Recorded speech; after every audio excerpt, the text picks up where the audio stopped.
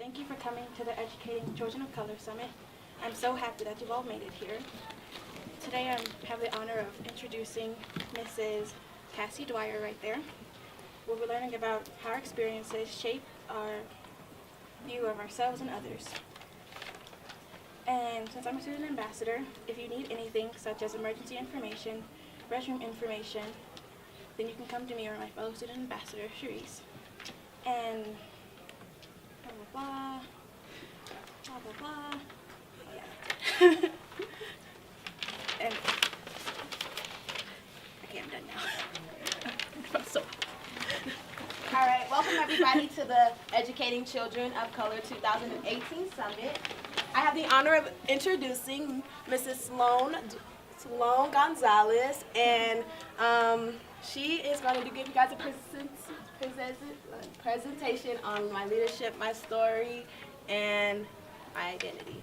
So if you guys do not mind silencing your phones, and if you need anything from us, just let us know and we'll be happy to grab it for you. So with no further ado, Miss Cassie Dwyer and Sloan Gonzalez. Thank you. Ooh, good job, ladies. So before we start, we will be doing some worksheets, so make sure you have a pen. And if you don't, maybe just wave at our ambassadors and they'll grab you some pens, okay? Do you still have those pens? Do you mind passing those out? There's also on the chair outside, there's more in the plastic tub. Raise your hand if you need a pen. We'll do it at the end. You're okay.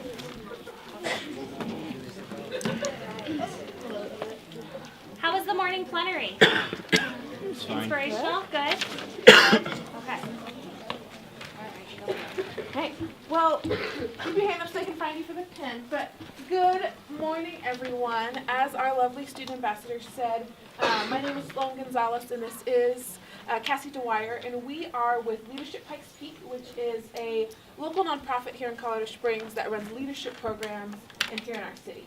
And we're really excited today to talk with you about how do we look at leadership from a unique perspective, right? From our own perspective. Because each and every one of you is unique and special and different, right? Based on experiences, your family, your background, but oftentimes we don't understand what those things are.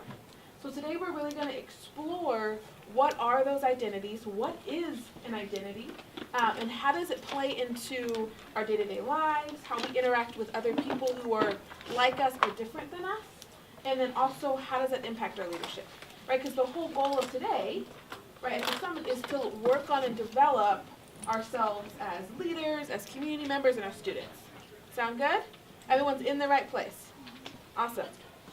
What we are going to challenge today is we're going to talk a lot about who we are and how we view other people. So I ask that you just be engaged, be present. Okay, we're going to do some small group work. We're going to do some big group work. So just kind of go there with us, okay? Because you will get as much as you want out of this with as much as you put into it, okay? So if you're on your phone the whole time, or you're like, why am I sitting here? I'm really tired, right? Then you're not going to be able to connect and engage with us as if you just were present with us for the next hour and 15 minutes. Sound good? Wonderful. So how many of you have met someone new and had to introduce yourself before? Okay, all of us, right? What do you normally say when you introduce yourself to somebody? Hi, right? Hi, my name is blank, right? So that's what we're going to do, okay? You're going to meet some of the people that are in the room with you, okay? And I want you to introduce yourself, okay? So where you're from, and what school you go to, how would you introduce yourself if you met someone for the first time, okay? And so meet someone you haven't met yet. So I shouldn't see you like talking to your friend next to you, okay? So get up, go across the room, okay? I want you to meet, okay? At least, you can meet more, but at least 3 new people, okay? And you should talk for at least like 30 seconds to a minute at the minimum, okay? Of say your name and say a little bit about you, okay? Ready, go. 3 people, come watch them.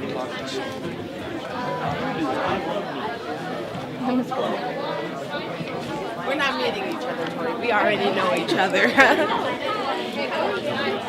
Oh, really? Cool.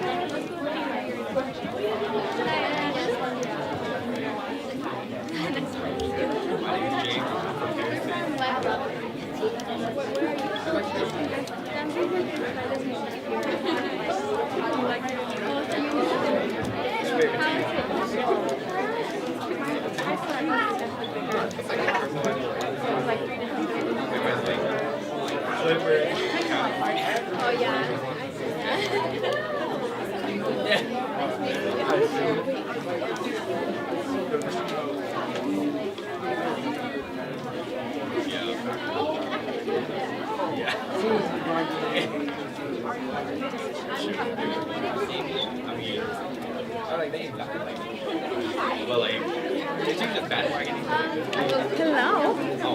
Hi, Elijah. My name is Sloan. So what school do you go to, Elijah? Mr. Ridge. So that's in 49, right? Okay. I was confused with Mesa Ridge. Like, which one is where? Nice. What grade are you in? Okay. Nice. Well, nice to meet you.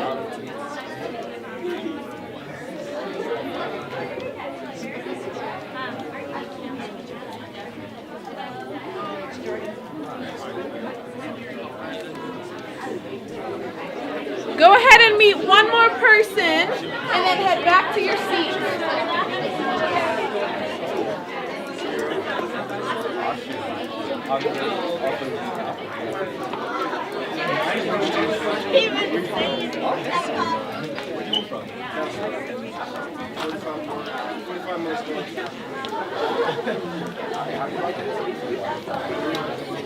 Did you see? So go ahead and head back to your seats. Okay. Nice to meet you. Hopefully you met some fun new people.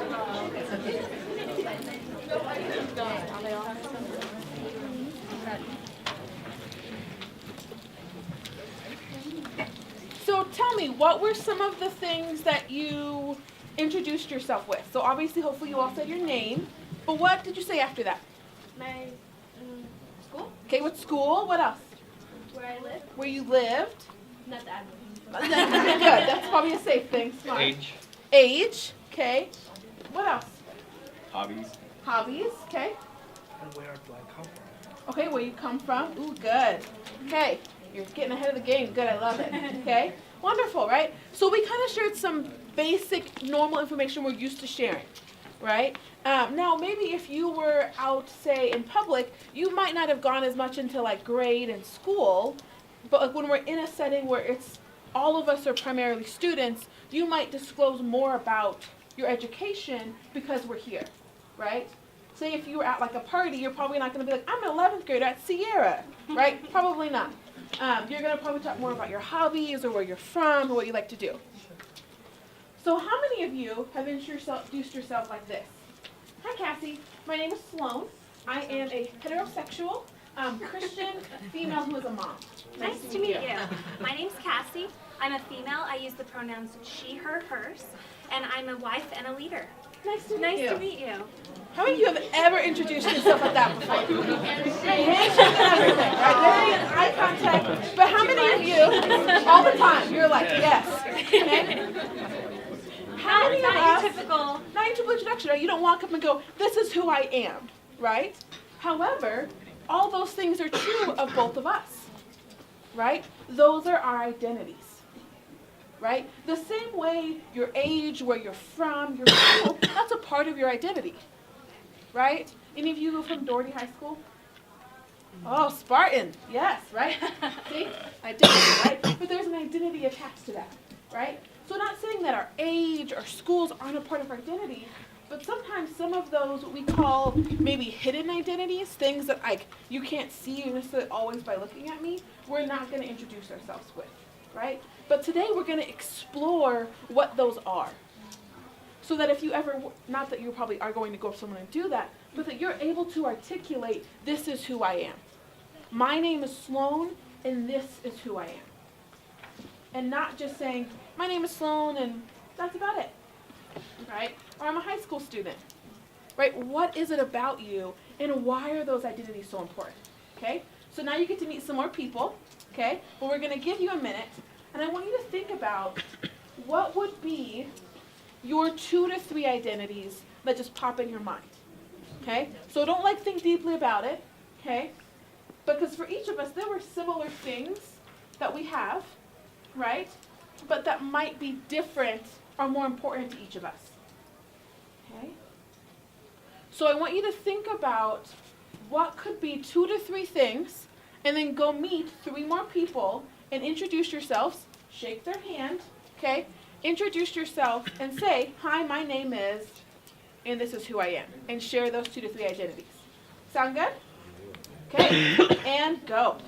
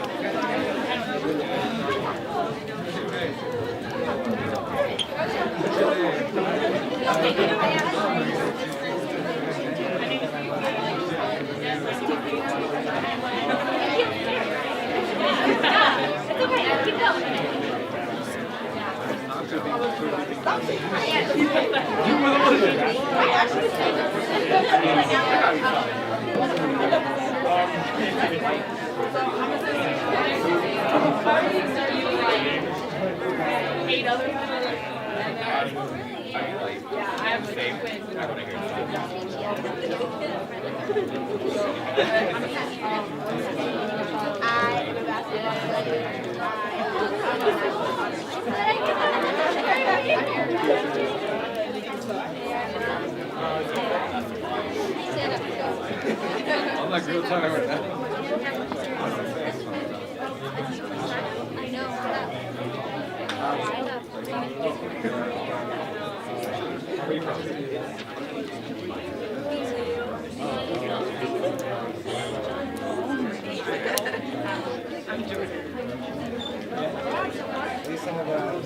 Hi, I'm Krista. Thank you. Okay, I was ready to participate. Going to talk about myself. I'm a teacher.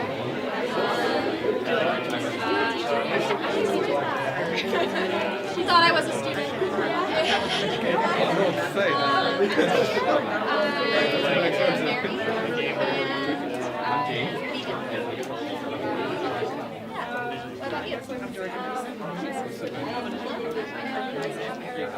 No, I'm not high school.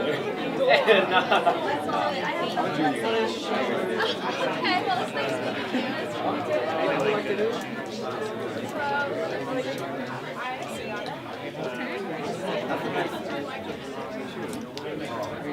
I just got out there kid. Like,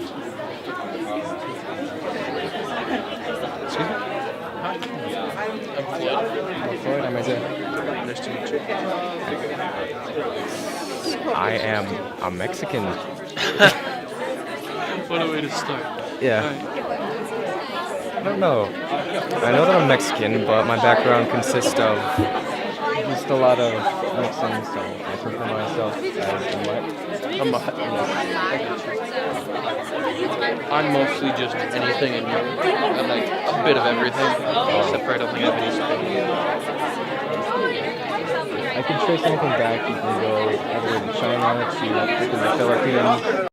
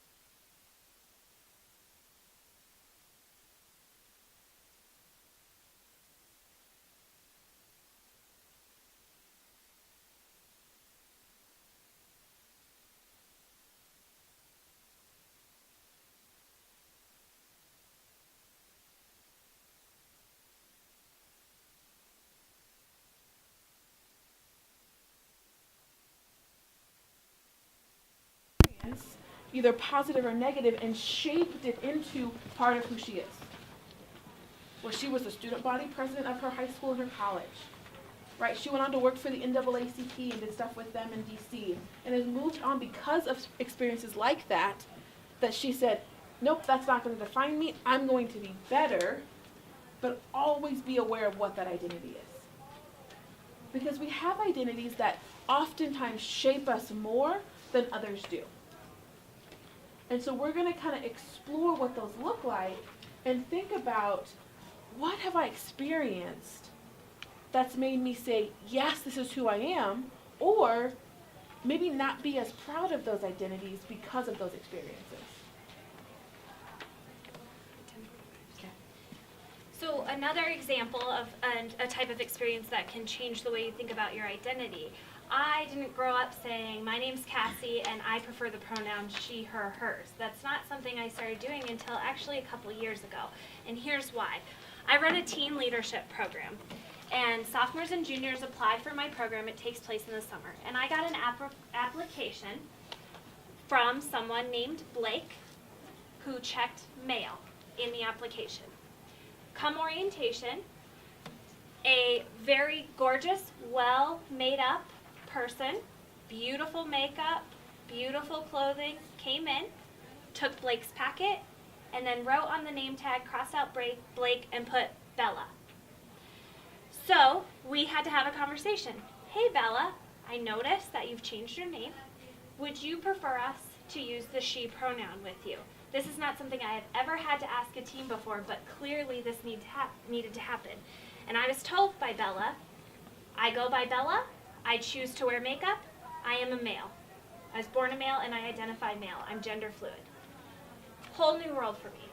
So my program assistant and I went to some organizations such as Inside Out, and we had a conversation of how do we address this. And the reason we had to have that conversation is because I called Bella's mom to ask just a question on an address change, and Bella's mom screamed at me over the phone and said, you will not call my son by that disgusting name. His name is Blake. That's what he was born as. That's what you will call him. So we had to talk to these organizations. What are the laws? What are the rules? What is the policy that Leadership Pikes Peak is going to hold? We decided to adopt the policy that schools adopt, and that is that the student can choose the gender and the pronouns and the name that they choose to go by. But this was a whole new experience. So now, what do we ask on the application? What is your name? What is the name you prefer? What is the gender you identify with? And what are your preferred pronouns? It changed our entire application process and how we do introductions in our program. Hence why I now introduce myself that way, so that I'm opening that up for people who want to be able to share that part of their identity with me. I'm saying, you can do that, I'm open to that, because I'm doing that myself. So we're going to go ahead and work on a worksheet. Our lovely assistants are going to pass this out.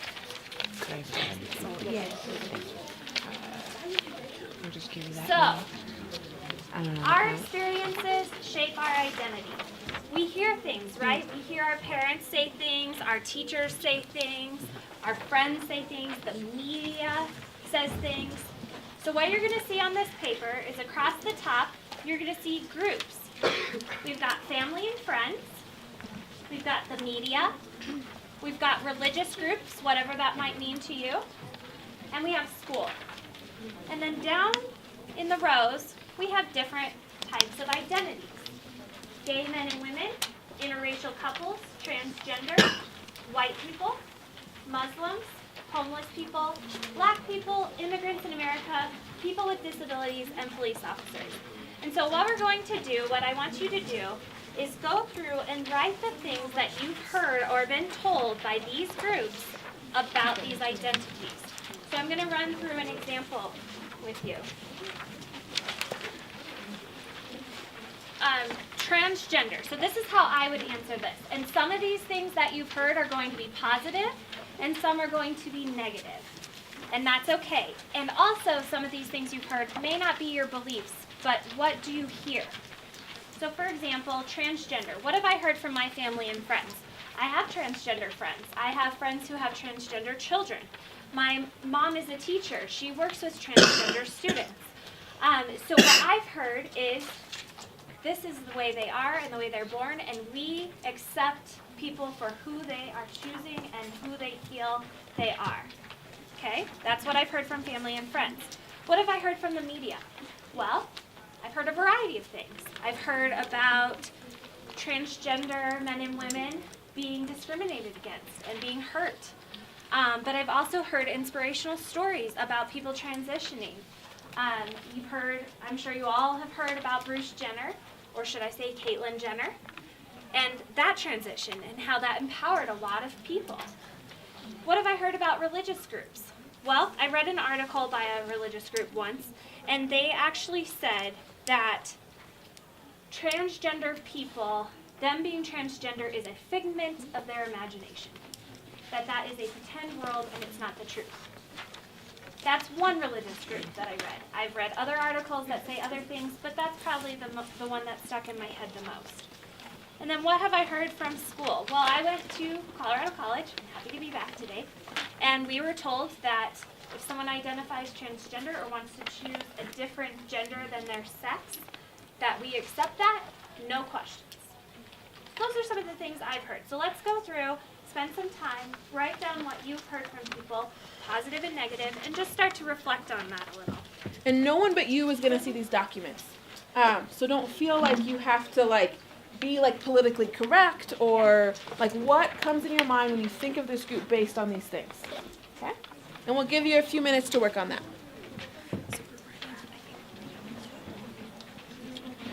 No, because we can always see these. Okay. Yeah. We can just we'll do this, and then we'll just give it a few minutes, and we'll just say share with your neighbor, and then we'll just say you can explain, you can just do a couple. And, yeah.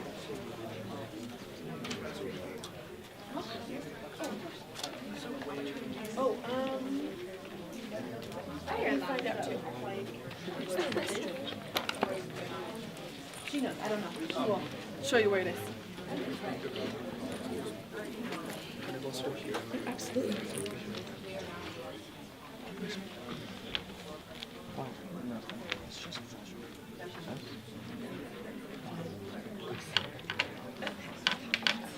True. Yeah, I can see that.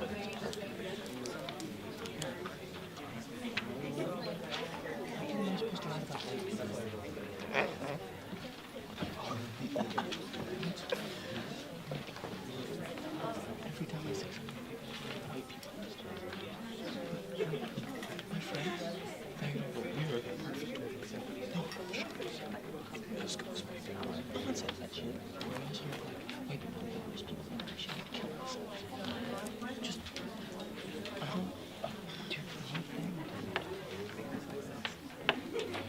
talk about other issues because it's all dramatized. This is us coming to cover everything. We don't care. Keep it to yourself. Okay, go ahead and take about 1 more minute. You get to take this home so you can add to it. Okay.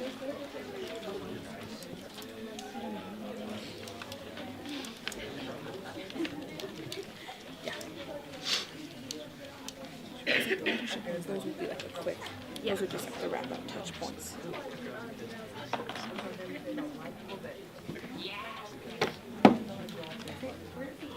I gave them to her already. She has them. You get it? Don't. You know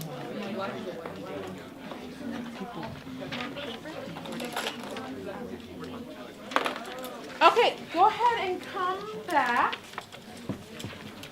Like I said, I know we probably could spend the entire time doing this worksheet, okay? But the point of this activity is not to be well, I don't think very nice things about this group. Well, that's not good. Or, I think really great things. It's to get us to think about what's inside of us that we might not be aware of, right? How many of you were surprised by something you put on your paper? I'm not going to ask you what it was, but how many of you were kind of surprised, oh, I'm surprised I wrote that down? Okay. How many of you were like, this was a really easy worksheet to do? How many of you were like, this was a little hard? Okay, right? But we operate with that worksheet every single day. Every single time we meet someone new, we go through that process of, what have I heard about this group before? Right? What's been my experience with this group before? And it impacts, like we talked about with my example of the Christian and the atheist. Right? That individual thought about their experiences, maybe with someone who was an atheist, what they've heard about people who are atheists, and it impacted how she responded when she met that person. Right? And so, how many, I have to ask this question because you're high school students. Does everyone know what a record is? Like that. I have to ask. Yes, a record. Okay? So we used to listen to music on. It's becoming more popular again if you're like super cool and trendy and hip. Okay? But I want you to think about the fact that we all have a record inside of us. Okay? That's constantly spinning. And when we hear things, it kind of gets added to that record. And sometimes it's something that our grandma says. Right? And we're like, Grandma, you shouldn't say that about people. Right? That was my grandmother growing up. I'm like, Grandma, you cannot say it's not nice. Okay? But that goes on that record. And then all of a sudden I'm like, wait, why did I just react that way to that person? And it's like, oh, that's Grandma. Okay? Or I had this negative experience with someone, and all of a sudden I do something and I'm kind of shocked by it. Right? Why did I just walk away from that homeless person? Right? There's this thing inside of us that's constantly spinning, and sometimes we pick up things that we're not aware of. And sometimes we do things and we're like, oh, I shouldn't have done that. And that doesn't make us a bad person. Okay? It just means we have to check that record sometimes. And go, ooh, I didn't know I thought that way. Or I never thought about it from that perspective before. Or, maybe I should have more friends from different groups because I don't know what to think about that group because I don't know anyone that's from that group. Right? Cassie's experience with individuals who are transgender comes from the fact that she has relationships with people who identify as that. Right? So when she interacts with people who identify that way, she's able to interact with them better because of her experiences. Right, and the fact that she's being mindful of that. Okay? So it's important to understand that identities aren't just our identities. And our identities aren't just shaped by our experiences, but that our experiences also shape how we view the identities of others. And when we're talking about leadership, right, how can I lead someone if the way I see them, the way I view them is creating a barrier? And I'm not able to overcome that. If Cassie wasn't willing to say, hey, I don't know how to work with this student, I need to find out more, she wouldn't have been able to lead that student in her program. Right? We have to be willing to expand our experience to be able to work better with people and be able to say, I see you, I validate who you are, the same way that we want to feel that way about our identities. Right? We want people to see us and go, I see who you are. So we need to be able to do that with other people, and a strong leader is able to do that. Okay? So we're going to do another worksheet. Before we talk about like how to be a leader, we're going to dive into our identities and what they are and kind of explore those in a little bit more detail. And we're not going to do it in the sense of like what were your experiences and like how we did our little chart. You're going to answer some questions. Okay, so the first one, like I said, no one but you is going to see this, is to list personality traits or characteristics that you most value, okay, in others, such as family and friends, okay? This could be kindness, humor, okay? So you're going to list those out, and then you're going to circle the 5 that are most important to you. And if you only do like 5, circle like the 2 that are most important to you. Okay? Then you're going to, actually do that first, do that real quick and then we'll go to the next one. Okay?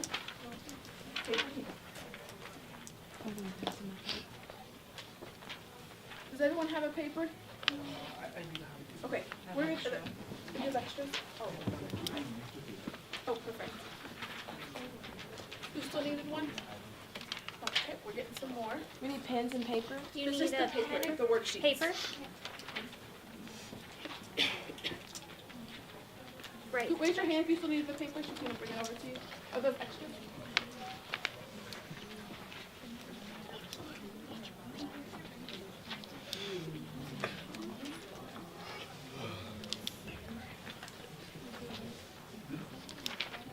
For those of you that are my worker aheaders, which I don't think is a word, but that's okay. I want you now to think about, list what you find value in, okay? This could be personal, like getting good grades, spending time with friends, making lots of money, being successful, or things that you value socially, okay? So helping people in need, equality, the Me Too movement, okay? And then why are these important to you? So these are the feel-good things. These Yeah. are the things that when they happen in your life, you feel really good.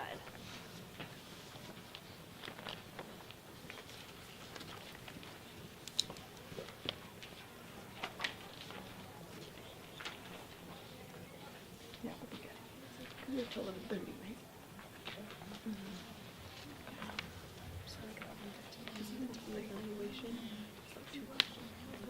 Oh, really? Yeah. And these we want you to do it.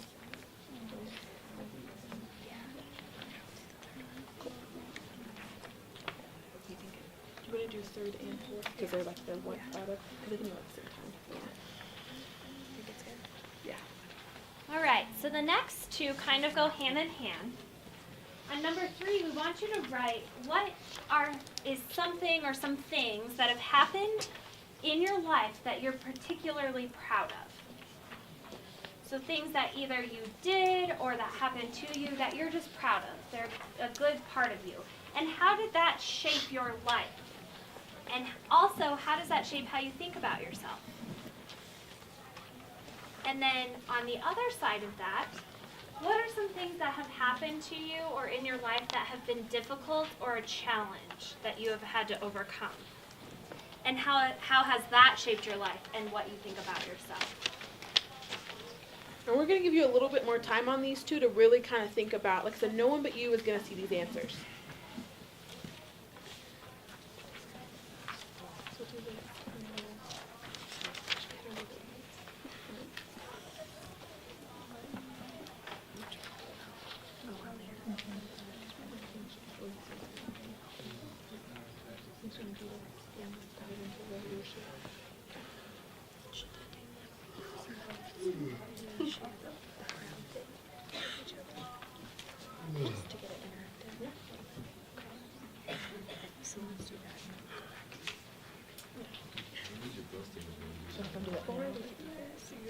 Let's do this one. This one's going to be a little more personal.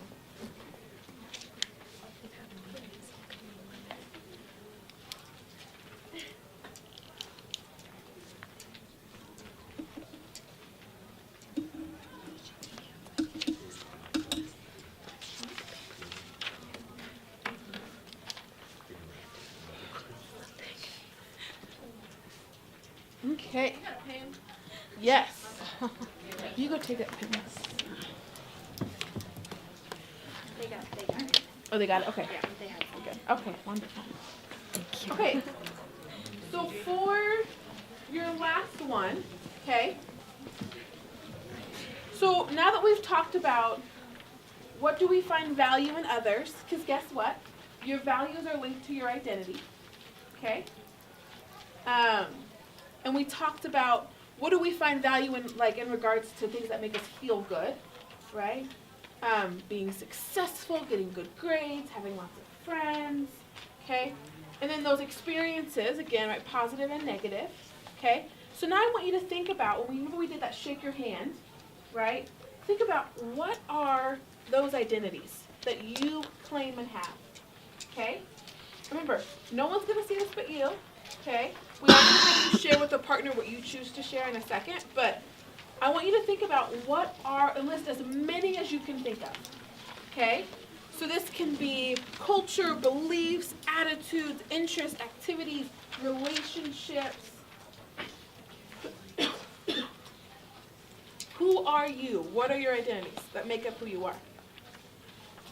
And then once you feel like you have your list done, circle the 3 to 5 that are most important to you.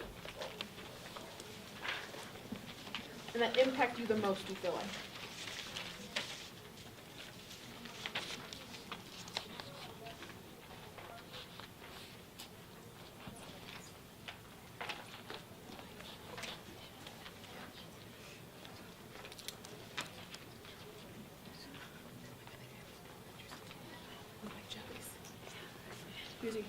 Oh,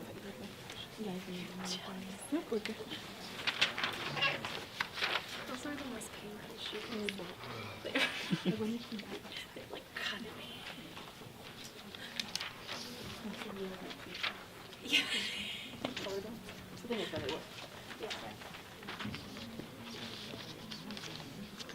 All right, so when you wrap up your list, turn to your partner or someone next to you and share the ones that you feel like sharing.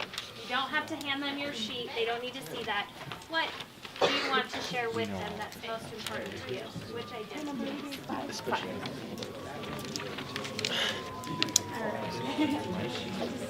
attitude, my relationship, my beliefs, my friends, and how I dress. Sometimes I sometimes I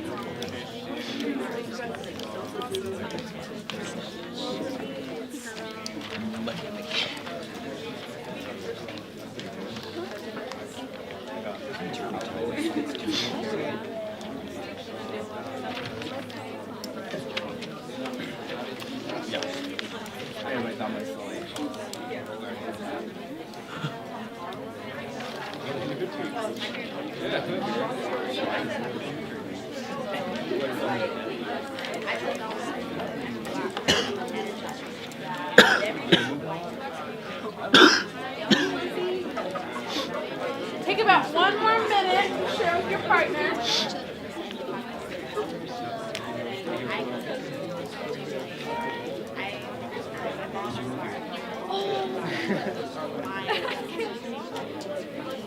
Okay. Go ahead and come back. Yes. Do you know where it is? Okay. Okay, let's come back.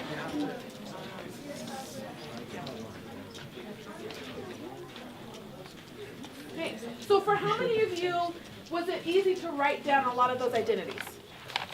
Okay. How many of you were like, I got to like 2 when I was like writing high school student 5 times in a row? Right? Okay. How many of you thought of new things that you didn't say when you introduced yourself with your identities earlier?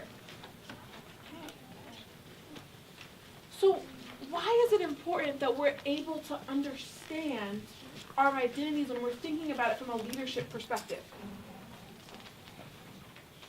Because, like, you have to know your own identity before you can try and lead somebody else. Because they may not know, like, what they want to be, who they want to be. And you, like, I know it's used so much, like, where everybody's like, oh, you're an example to somebody else. But it's like, in truth, like, there could be somebody who just sees you, and you could just be doing nothing. And they could just see you, like, you could just introduce, like, hi, I'm such and such. And they could be like, whoa, that's cool. And then it triggers, like, a chain reaction. So not only does it start with that, with, like, yourself, but it will ripple out to the next person. And then ripple out from that person to the next person. Good. I think also having your identity keeps you focused and driven when you're leading someone. So you don't switch up what you believe in because you feel as though others don't like it. Like, you stick to your identity, stick to who you are, and stick to what you believe. And then with that, you go and you lead other people on.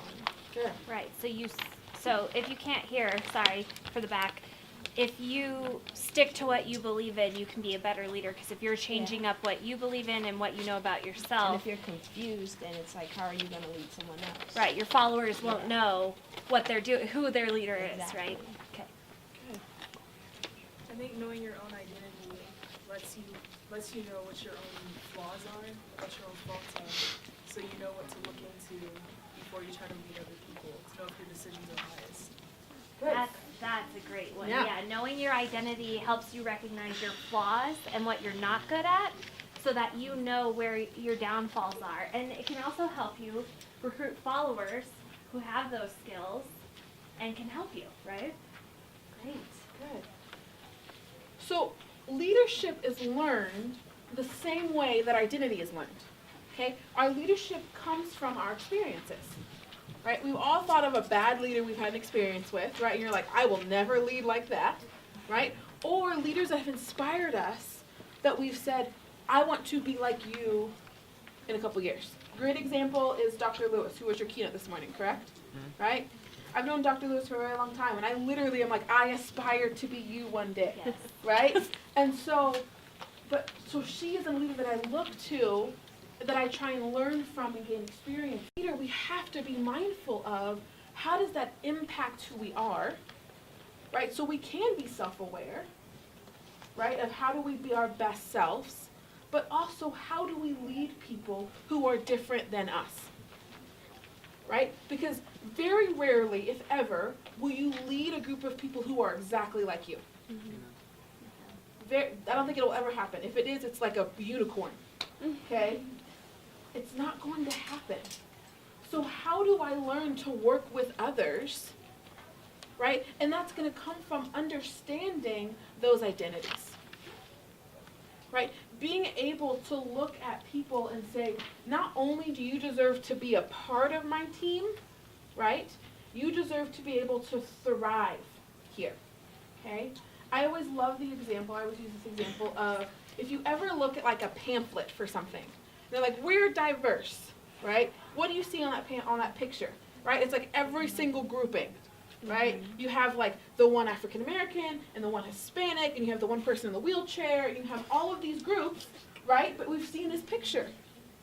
And it goes, this is what diversity is, right? That's not what diversity is. That's a group of people who look different than each other in a picture, right? In order for groups, in order for people to be their best selves, they have to be seen. They have to feel like they belong here. So I always think about it, anyone have like dietary restrictions? Okay, so imagine if I say, I want you to come over to my house for dinner. I'm gonna invite you to my house for dinner, okay? And I'm gonna make all of this food, right? I'm gonna barbecue, and I'm gonna have steak and chicken and pork. Well, you're a vegetarian, right? Yeah.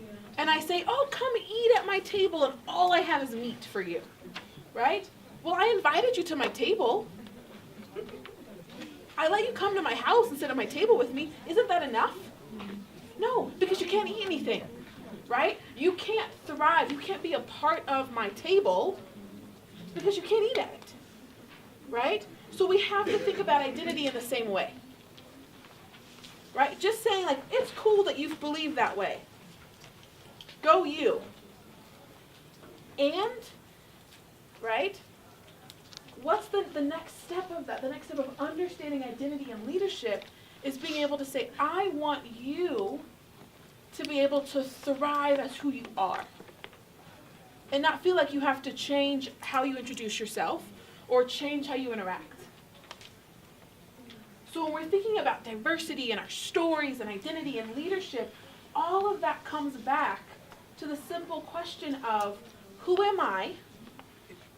Right? And that I know, right, each of you can say that you want people to see you, right, for who you are, right? When you look in the mirror, you want people to see what you see when you look in the mirror. Even the things that maybe you're a little unsure of, right? But everyone else feels the same way. So when we're talking about leading people and working in groups and being our best self, that comes from the ability to look at other people and say, I see you. I may not understand why you go by this name and not this name, but I can make sure that you fully feel accepted and a part of in our group. It's not about knowing everything. It's not about on that worksheet having all the right answers, right? It's about being able to say, oh, that was not a very nice thing I thought about that group. How can I learn more about them? Or I had nothing to say about that group because I don't know anyone that's in that group. How can I challenge myself to meet new people? Right? When you think about going off to college and all of these new experiences, you're going to have all this amazing chance and ability to explore that and expand that knowledge. Okay? One way that you get to do that, Cassie's going to talk about before we do our debrief and wrap up, which is... So, just a quick plug. The program I talked about earlier that I run, it's for if those of you who are currently sophomores and juniors. It takes place in the summer, so it'll be the summer before your junior and senior year. It's a leadership program, and what we do is we will focus on 3 things. Leadership of the self, so you'll get to do this but much deeper. Leadership of our communities, so those are the communities we align ourselves with. It might be our church, it might be a volunteer group, it might be our family. And leadership of the city. So you'll get to learn all about the city, you'll get to meet new leaders. We are accepting applications right now. I'm going to stand up there when you leave and have info sheets. If you're interested, take one. If you're not, I won't cry about it. But we are accepting applications, leadershippikespeak.org. And yeah, it's just a really fun program. I also have a table right outside if you want more information. So that's my little plug. Cool. Back to you.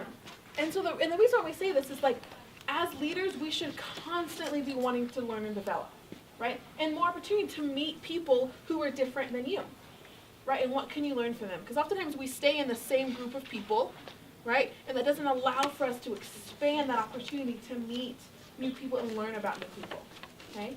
So it's always important that when we're looking at self things, right? Our identities, our values, right? That we take some time to kind of reflect. Okay? Because for some of you, we hit on some things that you might not have thought about before. Or you were like, I did not want to talk about that at 10 o'clock in the morning, Sloan, but thank you. Okay? So we're going to take a second, and before we do evaluations and answer questions, I want you to take a second, and just on the back of one of those sheets, answer these 2 questions. Okay? What's one thing you discovered about yourself and your identity? And then what did you learn about leadership and identity? Okay? No one but you is going to see these. So just take a second and kind of jot those down.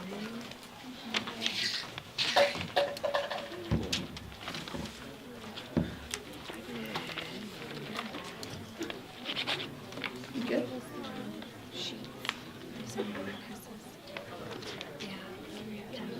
Yeah, because we have a few minutes, James. Because we have till 30, right?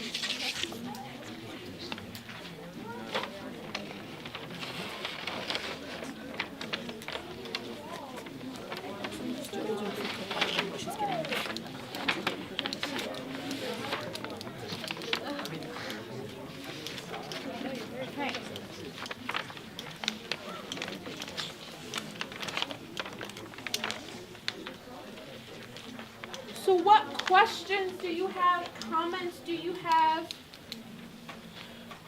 Anything.